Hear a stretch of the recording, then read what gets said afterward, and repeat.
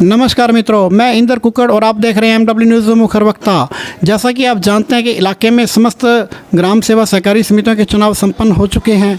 हम आपको अनेक अध्यक्षों से, उपाध्यक्षों से, जनप्रतिनिधियों से रूबरू करवाते हैं। इसी क्रम में आज हम बात करेंगे चोहिलावाली ग्राम सेवा सहकारी समिति के नवनिर्वाचित उपाध्यक्ष मदन लाल जी शर्मा। इनसे जानेंगे इनके बारे में, इन्हीं की जुबानी कि कैसे ये उपाध्यक्ष बने और क्या करवाएंगे काम। तो सबसे पहले आपका बहुत बहुत स्वागत है मदन जी हमारे चैनल में। आपका भी स्वागत है। तो सबसे पहले तो आपको उपाध्यक्ष बनने पर बहुत बहुत बधाई और शुभकामनाएं। थैंक यू, धन्यवाद। तो अब आप जैसे चोहिलावाली ग्राम सेवा सहकारी समिति के आप उपाध्यक्ष चुने गए हो और बहुत ही अच्छी बात है। आपका इससे पहले का कोई राजनीतिक परिचय, पहले भी आपने कोई चुनाव लड़ा था या पहली बार था? नहीं, पहले मैं वार्ड पंच का चुनाव लड़ चुका हूँ, उसमें मुझे पराजिता मिली थी। चुनाव आपने पहले लड़ चुके थे और हारने के बाद में भी आप जनता के साथ में अटैच रहे, जनता के सुख में दुख में हर जगह पर उनके काम आए।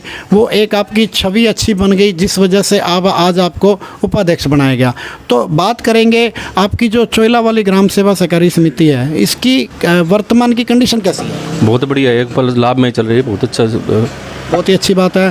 तो बात करेंगे जो आपकी जो समिति है, इसके अंदर मुख्य रूप से क्या क्या सुविधाएं दी जा रही हैं समिति की ओर से गाँव में? खाद, बीज, ऋण की सुविधा, फैसिलिटी है, कहीं मंडी जाने की जरूरत नहीं, टोटल सुविधा यहीं मिल रही है। ठीक है, अनेक सुविधाएं दे रहे हैं। अब बात करेंगे जो आपकी जो समिति है, इसके अंदर और मॉडल सोसाइटी बनाने के लिए और आगे बढ़ाने के लिए आपके कार्यकाल में क्या देखने को मिलेगा? आपकी योजना क्या है? हम प्रयासरत हैं, कृषि यंत्र जैसे गोदाम बड़ा बनाएंगे, ये छोटा है, उसकी कैपेसिटी ज़्यादा होगी। मिनी बैंक लेने में हम प्रयासरत हैं, सभी बात हो चुकी है, विधायक जी से सभी से बात हो चुकी है, प्रयासरत है, जल्दी सब हो जाएगा।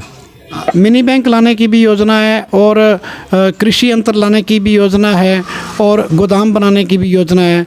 तो वैसे भी अब बात करते हैं कृषि यंत्र पे। कृषि यंत्र तो एक ऐसी चीज़ है, चाहे किसान चाहे छोटा हो चाहे बड़ा हो, छोटा किसान हो जैसे वो यंत्र नहीं खरीद सकता, उसके लिए किराए पर फैसिलिटी मिलेगी, बहुत बढ़िया है। साधन तो हर किसी के पास है, लेकिन पूरे यंत्र नहीं ला सकता। यंत्रों की पूर्ति तो किसान छोटा हो चाहे बड़ा हो, पूर्ति तो कर ही नहीं सकता है। और बात करेंगे आपके जो गोदाम बनाने की रिक्वायरमेंट है, किस तरह से है?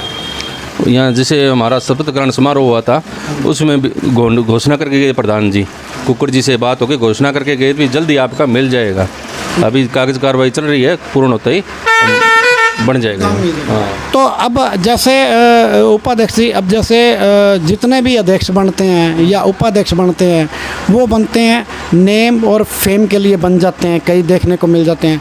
और उसके बाद में वो करते हैं राजनीति, धरातल पर काम नहीं करते। इस बारे में आपका क्या कहना है? नहीं, अभी तो जनता के सभी है, कोई राजनीति नहीं है, कुछ नहीं है, ना किसी से भेदभाव, सभी ने वोट दिया, सभी ने मिलजुल कर काम करेंगे। ठीक है, तो अब आप अपने जो मिलने वाले हैं शुभचिंतक हैं, उनको आप विशेष रूप से क्या अपील और संदेश क्या देना चाहोगे? सभी का शौक चाहिए, सभी के शौक से ही सोसाइटी चलती है। ग्रामीण है तो ग्रामीण के सभी ग्रामीणों के शौक से ये चलती है, संस्था है, ना कि ये सरकारी है कोई उपक्रम है, ये ग्रामीण शौक से ही चलती है। इसमें शौक है तो सब कुछ है।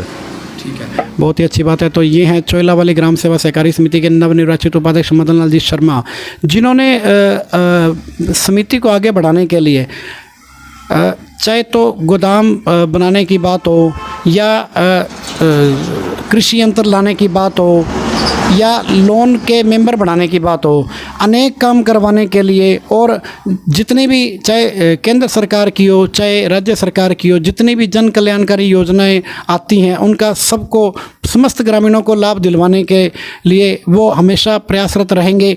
और किसी भी तरह से कोई भेदभाव, कोई राजनीतिक वितकरा या किसी भी तरह का कोई मनमुटाव नहीं रखेंगे। इनका कहना है कि जो चुनाव आते हैं, पीछे चले गए, आगे भी चुनाव आएंगे, लेकिन आपस में मनमुटाव नहीं होना चाहिए, आपस में तालमेल बढ़िया होना चाहिए, ग्रामीणों का एकजुटता होनी चाहिए। और इस सोसाइटी को आगे बढ़ाने में बिना जन सहयोग के, बिना जन समर्थन के सोसाइटी आगे नहीं बढ़ सकती, मॉडल सोसाइटी नहीं बन सकती। इसको मॉडल सोसाइटी बनाने के लिए समस्त ग्रामीणों के सहयोग और समर्थन की भरपूर आवश्यकता रहेगी। तो ठीक है जी, MW न्यूज़ मुखर वक्ता में समय देने के लिए बहुत बहुत धन्यवाद।